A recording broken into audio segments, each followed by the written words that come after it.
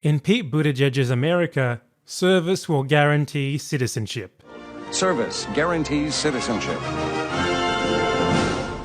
That's right, everyone's favorite mayonnaise man has announced fascism as one of his policies in his presidential campaign. Here's the policy listed plainly on his website. Our intention for this proposal is to create a universal, national expectation of service for all 4 million high school graduates every year, such that the first question asked of every college freshman or new hire is, where did you serve? A new generation of American youth, bound by mutual service and sacrifice, aware of the common values that bind all Americans, etc., etc. The idea that you should have to give back to your nation or whatever once you reach a certain level of educational attainment is more than a little bit messed up. I know some people will argue, well, it's okay because it's not like it's military conscription or anything, but well, it is pretty much the same thing, functionally. Especially since I'm sure that one of the options he has in mind would be the actual military. It is compulsory, you can see that in the national expectation part. That is, unless he plans to create the expectation through like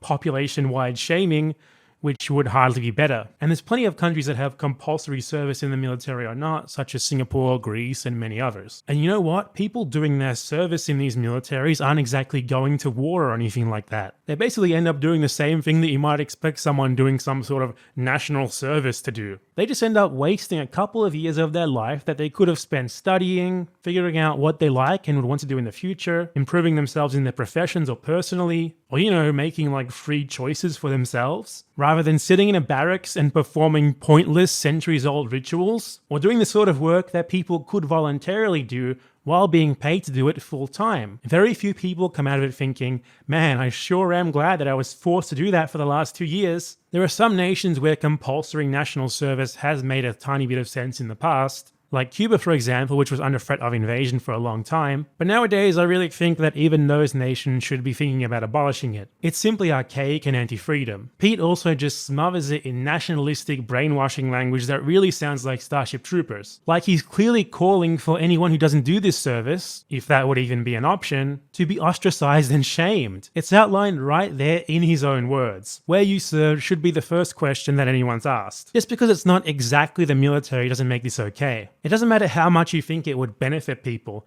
When you strip away the nationalistic language, this is the government straight up forcing people to work for a set period of time. And funnily enough, it's the sort of thing that would be backed by the same sort of people who, at least on the surface level, advocate for limited government and freedom and all that sort of stuff. It's really ludicrous, especially since these sorts of people often frame the exact same programs as oppressive and terrible when socialist countries have done them. Cuba had civil service as a 1-year-long alternative to compulsory military service back in the 60s. And whenever the American right talks about that, they literally frame them as concentration camps. I guess the same thing is fine when they do it though. Now I don't know about you guys, but I do not believe that the government should force all of its citizens, nor any individuals, to do work of any kind. Most of the people who advocate for this sort of thing are of course too old to be affected by it. They're like, those damn millennials are such entitled brats these days. We should force them to do service so we can shape them up and make them real men. I guess since it's not politically viable to literally force 18-year-olds to go to war these days, it's the next best thing for them. If you want to start such a program that's voluntary,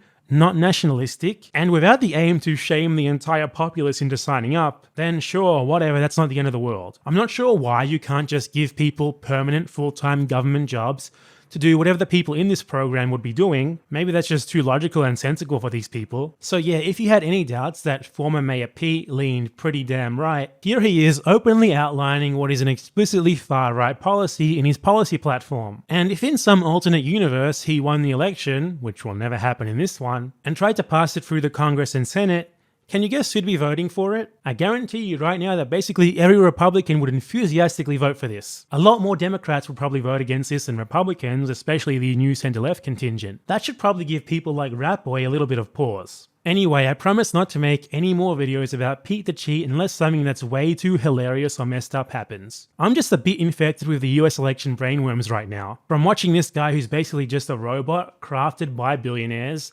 being a robot, way too much. I need to stop before it's too late, before I need an intervention or something. Next couple of empanada reports will be more on brand. Empanada report, aka Ruben, the president of Iowa, Venezuela, and Miami, out. I hope you couldn't hear that car driving by.